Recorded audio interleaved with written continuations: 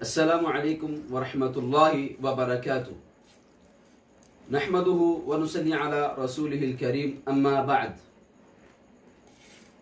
आज का जो हमारा मौजू है वो मौजू नजर बद के ऊपर है। अल्लाह ताला कुरान मजीद में इरशाद फरमाते हैं, व इन यकादुल लदीन कफरू ला युज़लिकूनका बिअबसारिहिम लम्मा समिअु ज़िक्रा व यक़ूलूना इन्नहु लमजनून वमा हुआ इल्ला ज़िक्रुल लिल आलमीन। अल्लाह ताला कुरान मजीद में इरशाद फरमाते हैं अपने नबी मोहम्मद सल्लल्लाहु अलैहि व आलिहि वसल्लम से कि ऐ मेरे नबी मोहम्मद सल्लल्लाहु अलैहि व आलिहि वसल्लम, ये जो लोग हैं काफिर, ये आपको नजर बद की वजह से नजर बद लगाना चाहते हैं और आपको रोकना चाहते हैं मेरे जिक्र से। और इसी तरह का एक हमें वाक़या मिलता नजर बद के हवाले से अल्लाह के नबी सल्लल्लाहु अलैहि व आलिहि वसल्लम के दौर में एक सहाबी थे जिनका नाम था साहिल बिन हुनैफ रदियल्लाहु ताला अन्हु। वो बहुत ही खूबसूरत सहाबी थे। तो उन्होंने अपना कपड़ा उतारा वुजू करने के लिए। तो एक सहाबी गुजरे जिनका नाम था आमिर बिन रबिया रदियल्लाहु ताला अन्हु। ये बदरी सहाबी हैं, आमिर बिन रबिया रदियल्लाहु ताला अन्हु।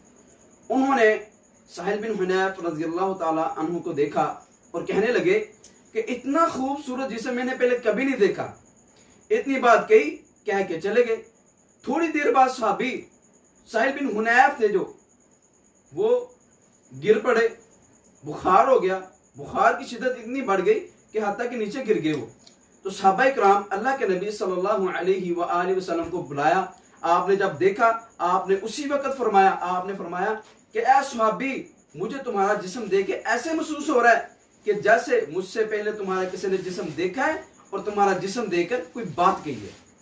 सहाबी कहने लगे, जी अल्लाह के नबी मोहम्मद सल्लल्लाहु अलैहि व आलिहि वसल्लम आमिर बिन रबिया रज़ियल्लाहु ताला अन्हु आए थे।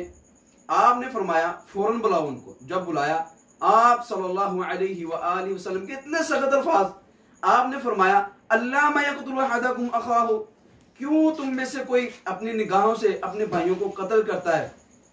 जब तुमने इसको देखा तूने माशाल्लाह क्यों नहीं कहा, तूने बारक अल्लाह क्यों नहीं कहा? और एक हदीस में आता है, हज़रत अस्मा बिन्त उमैस रज़ियल्लाहु ताला अन्हा फरमाती हैं, अल्लाह के नबी सल्लल्लाहु अलैहि वसल्लम बनु जाफिर को अक्सर नजर लग जाती है, क्या मैं इन पर दम कर सकती हूँ? अल्लाह के नबी सल्लल्लाहु अलैहि वसल्लम फरमाया, हाँ, अगर कोई चीज तकदीर से सबकत ले जाने वाली होती तो वो नजर बद, इस पर फौरी दम करो। और एक और हदीस हमें मिलती है नजर बद के हवाले से। अल्लाह के नबी सल्लल्लाहु अलैहि वसल्लम की ज़ौजा मोहतरमा हज़रत आयशा रज़ियल्लाहु ताला अन्हा, वो फरमाती हैं कि अल्लाह के नबी सल्लल्लाहु अलैहि वसल्लम फना कबीले वाले अक्सर बीमार रहते हैं। आप सल्लल्लाहु अलैहि व आलिहि वसल्लम ने फरमाया उनकी तरफ नजर बद बहुत तेजी से चलती है। जैसा कि आजकल के दौर में हमें बहुत सारे फितनों का सामना है, जैसे जादू हो गए, जिन्नात हो गए, हसद हो गया, नजर बद होगी। इनमें से सबसे ज्यादा जो इंसान को तकलीफ देती है, नुकसान पहुंचाती है, वो है नजर बद, जो इंसान पर फौरी हमला कर देती है।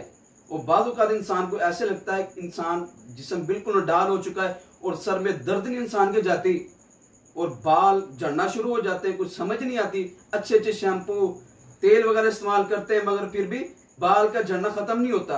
वो क्या है? नहीं होंगे, उनके पीछे नजर बद है। और अल्लाह के नबी सल्लल्लाहु अलैहि व आलिहि वसल्लम फरमाते हैं नजर बद से अल्लाह की पनाह मांगो।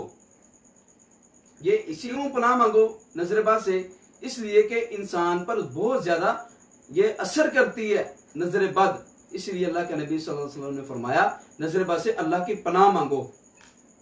और आजकल के दौर में जो बच्चे हैं उनको भी नजर लग जाती है। कैसे नजर लगती है कि वालिदैन अपने बच्चों को तैयार श्यार करके माशाल्लाह बाहर लेकर जाते हैं, खासकर मगरिब के बाद बाहर लेकर जाते हैं बच्चों को। हत्ता कि अल्लाह के नबी सल्लल्लाहु अलैहि वसल्लम ने मना फरमाया बाहर मगरिब के बाद बाहर नहीं जाना। आप सल्लल्लाहु अलैहि व आलिहि वसल्लम फरमाते हैं कि जब मगरिब का टाइम हो जाए तो अपने बच्चों को बिस्मिल्लाह पढ़ के दरवाजा ढांप दिया करो, बंद कर लिया करो। अपनी बकरियों को भी बाड़े में बंद कर दिया करो। क्योंकि शयातीन खुल जाते हैं मगरिब के बाद, इनकी ड्यूटी लग जाती है मगरिब के बाद। बेहतरीन सदका जारिया हासिल करने के लिए इस वीडियो को लाइक, कमेंट और शेयर करना मत भूलें।